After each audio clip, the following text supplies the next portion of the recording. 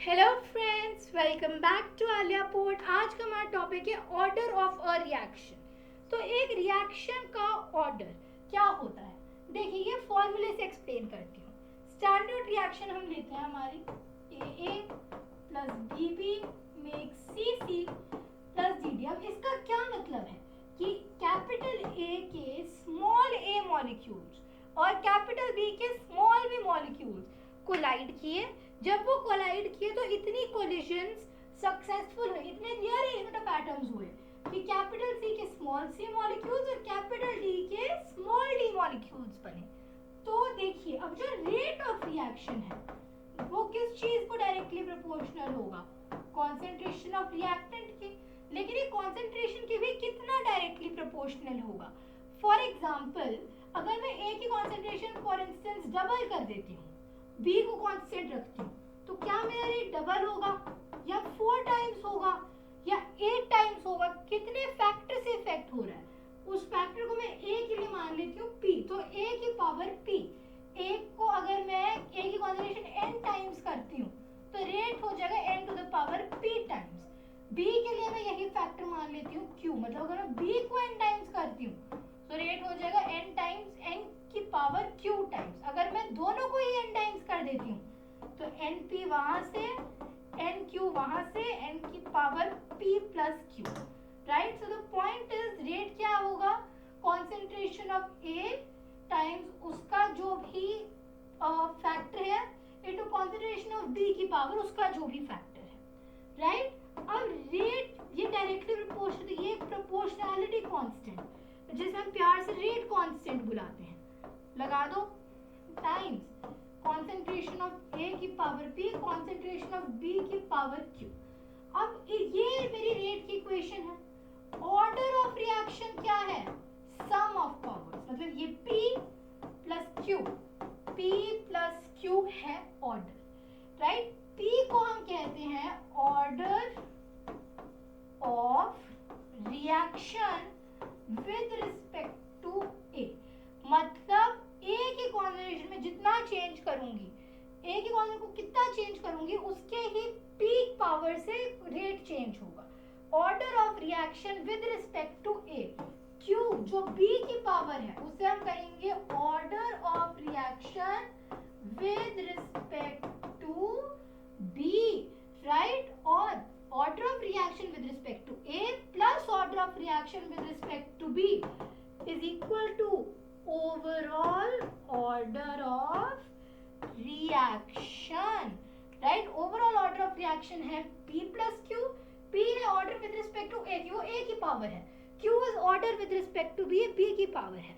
अब देखिए ये जो P plus Q है यहाँ पे हमें पता है ये A ये B, ये a प्लस बी जरूरी नहीं है कि a plus B will be equal to p plus Q. जैसे ये हम कह रहे हैं कि a की पावर p b की पावर q है, I can not write this as ये, क्योंकि जरूरी नहीं है कि a और p इक्वल हो, जरूरी नहीं है b प्लस q इक्वल हो, जरूरी नहीं है कि a plus b p plus q equal हो, right. a b and p q are different entities, इनका रिएक्शन से बस इतना लेना देना है कि ये इतना चेंज होगा तो वो कितना चेंज होगा, विच इज वाई ऑर्डर को हम कहते हैं कि order of reaction is a theoretical quantity, right. Order of reaction is a theoretical quantity.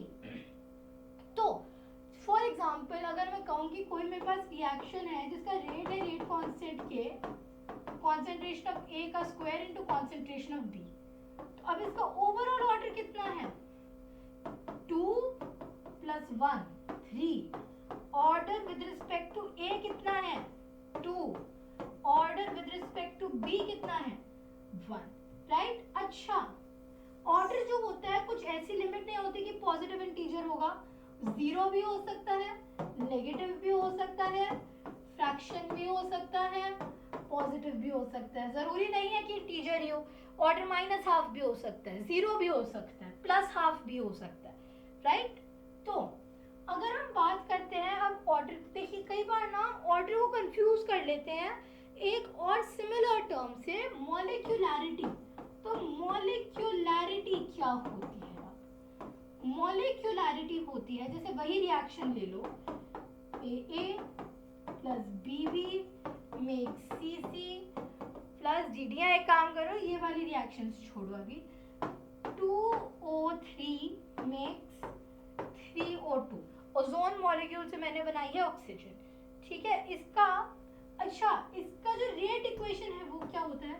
Rate is equal to K times concentration of O3 का स्क्वायर और O2 की concentration का -1।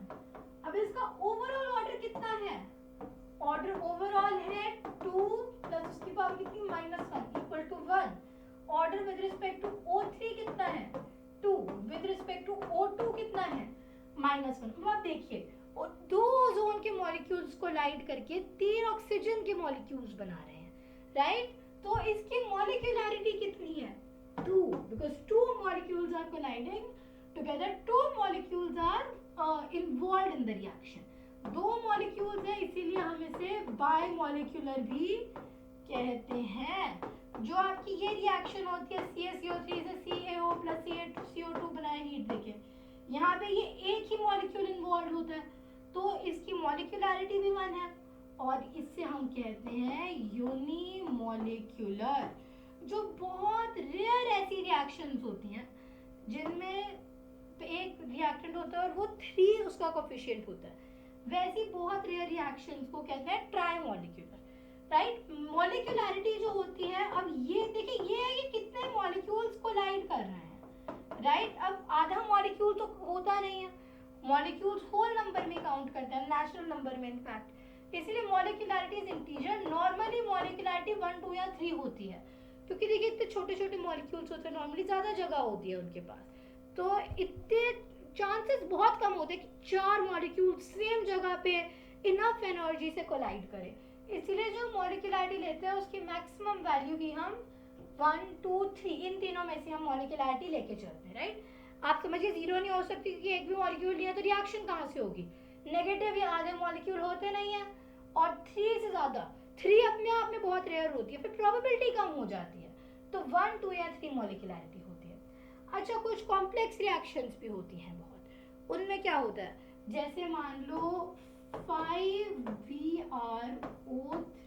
Negative plus से BrO3 नेगेटिव होता है, मेरे को 5Br negative and 6H positive. इससे मैं क्या बना रही हूँ? इससे मैं बना रही हूँ 3Br2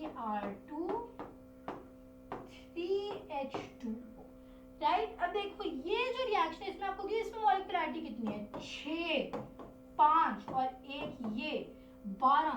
अभी आप कहोगे कि आलिया अभी तुम कह रहे थे कि 3 से ज़्यादा कोलाइड नहीं करते, अब यहाँ पे 12 को कोलाइड करा रहे हो। ऐसे जो रिएक्शंस होते हैं इन्हें हम कहते हैं कॉम्प्लेक्स। देखिए ये जो हमने रिएक्शन देखे छोटे छोटे, इन्हें कहते हैं एलिमेंटरी रिएक्शंस। ये जो कॉम्प्लिकेटेड सा रिएक्शन है इसे हम कहते हैं this is a complex reaction. Molecularity हम सिर्फ एलिमेंटरी रिएक्शन की ही देखते हैं, कॉम्प्लेक्स रिएक्शन की नहीं देखते हैं। तो इस रिएक्शन के लिए मॉलिक्यूलैरिटी की सिग्निफिकेंस ही नहीं है। कई बार जैसे क्वेश्चन आते हैं, कॉम्प्लेक्स रिएक्शन देते हैं, पूछते हैं इसकी मॉलिक्यूलैरिटी कितनी है, उसके शुरू में 2-3 ही होता है, तो कई बार 2-3 करके आ जाता है ना, आंसर गलत निकलता है। उसमें एक्चुअली होता है कि जो मॉलिक्यूलैरिटी है वो doesn't exist for that reaction, क्योंकि वो एक कॉम्प्लेक्स रिएक्शन है। ये काफी जरूरी पॉइंट है जो सीबीएसई भी कई बार यूज करता है कि मॉलिक्यूलैरिटी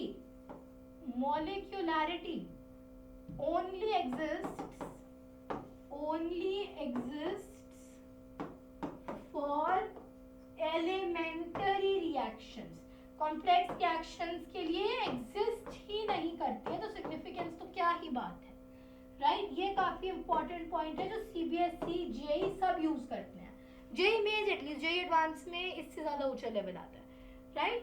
तो मॉलिक्यूलैरिटी जो होती है, ये एक एक्सपेरिमेंटल वैल्यू, एक्सपेरिमेंट करके देखो कि अच्छा ठीक है ये है, इतने मॉलिक्यूल्स मिल रहे हैं। So order is an experimental quantity while molecularity is an experimental quantity while order is a theoretical quantity, right। order देखिए, ऑर्डर भी एलिमेंट्री रिएक्शंस का थ्योरेटिकल होता है, that is the sum of the powers. ये जो आपका होता है जैसे ये कॉम्प्लेक्स रिएक्शन है, इसमें आप ऑर्डर क्या कहोगे, इन तीनों की पावर्स देख के काफी कॉम्प्लिकेटेड निकला, तो उसमें भी एक्सपेरिमेंट करके देखना पड़ता है कि अच्छा अगर इसकी कॉन्सेंट्रेशन डबल की तो रेट का क्या हुआ, इसकी कॉन्सेंट्रेशन डबल की तो रेट का क्या हुआ, so on and so forth, right. तो एक्सपेरिमेंटल क्वांटिटी होती है molecularity, when order of elementary reaction is a theoretical quantity, right. तो एक तरीके से हम कहते हैं the number of molecules involved in an elementary step is known as molecularity। एक नंबर का होता है molecularity। क्या होती है molecularity? क्या होती है 1 मार्क का अगर CBSE they they, molecularity is the number of reactant molecules, number of reactant molecules involved in, ये वाला वर्ड जरूरी है, एलिमेंटरी रिएक्शन। हम एलिमेंट्री रिएक्शन में जो इन्वॉल्व है वही देखेंगे, राइट। ये जो ऊपर वाली रिएक्शन थी ये काफी सारे स्टेप्स में होगी, उनमें से एक स्टेप होगा RDS, स्लो स्टेप, या जिसे कहते हैं रेट डिटरमाइनिंग स्टेप। उस एक स्टेप से आप रेट का पता लगाओगे, राइट। सो मॉलिक्यूलैरिटी इज अगर 1 मार्क का CBSE they they, so it is a number of reactant molecules involved in elementary, ये वर्ड जरूरी, एलिमेंट्री रिएक्शन में जितने इन्वॉल्व हैं वो मॉलिक्यूलैरिटी है। तो अगर हम फर्क देखें मॉलिक्यूलैरिटी और ऑर्डर में, कई बार CBSE में ये भी आता है कि फर्क क्या है दोनों में, मॉलिक्यूलैरिटी एंड ऑर्डर। देखो फर्स्ट ऑफ ऑल मॉलिक्यूलैरिटी होता है number of reactant molecules in elementary reaction, अभी हमने देखा था, right, in elementary reaction. Order क्या होता है, sum of powers of concentration of reactants in rate formula, एक तरीके से रेट लॉ कहते हैं उसे, राइट। ये जो होती है मॉलिक्यूलैरिटी, ये एक एक्सपेरिमेंटल क्वांटिटी, एक्सपेरिमेंटली पता करते हैं। ऑर्डर एक थ्योरेटिकल क्वांटिटी है, राइट, क्योंकि फॉर्मूले से ही पता कर रही हो आप टेक्निकली। इसमें एक्सपेरिमेंटिंग का काम रिलेटिवली कम होता है। साथ साथ ये जो होता है जिसका whole number, this can be whole number, fraction, negative भी हो सकता है, और फ्रैक्शन नेगेटिव होल नंबर में जीरो भी आगे जीरो भी हो सकता है, राइट। साथ साथ अगर हम और देखते हैं इसे, तो ये हम पता करते हैं rate determining step, that is RDS से, और ये हम पता करते हैं रेट एक्सप्रेशन से। इसके लिए हमें इस रिएक्शन के स्टेप्स इसमें भी निकालने पड़ते हैं, लेकिन वहां पे स्टेप सीधा स्टेप का उठा के लिख देते हैं, यहाँ पे स्टेप से फॉर्मूला डिराइव करके हमें फाइनल रिएक्टेंट्स एंड प्रोडक्ट्स की टर्म्स में लाना पड़ता है, राइट। साथ साथ मॉलिक्यूलैरिटी जो है that can not be normally less than equal to 3 होती है, ग्रेटर देन 3 बहुत ज़्यादा रेयर होती है, राइट। इसमें क्या होता है ऑर्डर ग्रेटर देन 4 रेयर होता है, order can easily be equal to 3।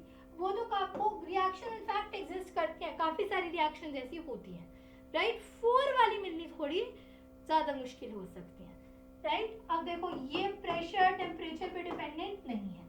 Rate on the other hand देखो रिएक्शन में डिपेंड करता है, कई बार रिएक्शन तेज या धीरे होती है because of the pressure and temperature conditions, right. तो एक ये भी फर्क पड़ता है। तो अभी हमने कितने डिफरेंसेस देख लिए हैं, हमने देखे हैं 6 differences. Molecularity is a number of reactant molecules, जहाँ पे order is the sum of powers in rate expression. ये एक एक्सपेरिमेंटल क्वांटिटी है, ये थ्योरेटिकल है। ये होल नंबर होता है, ये होल नंबर फ्रैक्शन नेगेटिव कुछ भी हो सकता है। ये रेट डिटरमाइनिंग से RDS से पता करते हैं, रेट एक्सप्रेशन से पता करते हैं।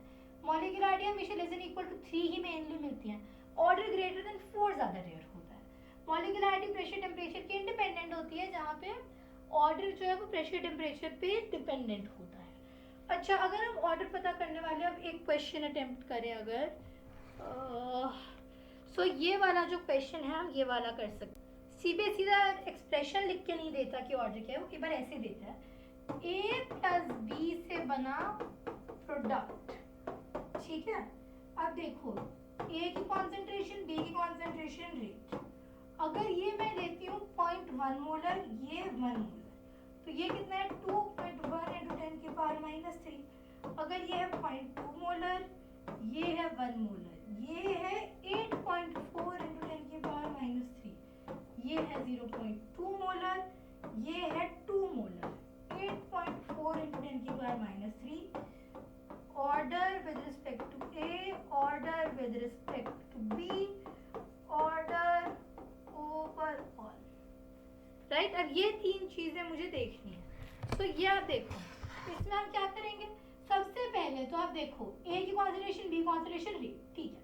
जब मैंने ए की कॉन्सेंट्रेशन को 2 से मल्टीप्लाई किया और बी की कांस्टेंट रखी, तो मेरा रेट ये 4 टाइम्स मल्टीप्लाई हो गया, 2 का स्क्वायर, मतलब जो मैंने ए की कॉन्सेंट्रेशन के साथ किया उसका स्क्वायर हो गया, राइट। के इक्वल टू रेट। अब देखो ये मैंने इसकी कॉन्सेंट्रेशन रखी 0.2 मोलर, ये 1 मोलर। अब जब मैंने ए की कॉन्सेंट्रेशन सेम रख के बी की डबल कर दी, तो भी मेरा रेट सेम रहा। मतलब जो मेरा रेट है that is actually independent of the concentration of B। मतलब B की पावर 0 1 है ना, इसलिए हम कह रहे हैं एक तरीके से फर्क नहीं पड़ता। तो A के रिस्पेक्ट में ऑर्डर 2, B के रिस्पेक्ट में ऑर्डर 0, ओवरऑल कितना है 2 plus 0 is equal to 2, right. अच्छा ऐसे सवाल के बाद जेईई मेंस एडवांस भी दे दे, तो इसमें बस आपको ये देखना है कि अच्छा यहाँ पे कॉन्सेंट्रेशन इतनी, यहाँ पे इतनी, यहाँ पे रेट इतना, यहाँ पे इतना, फर्क इतने का आया, that sort of thing, right? So I hope order and molecularity clear है. That was all for today's video. Goodbye. Thanks for watching.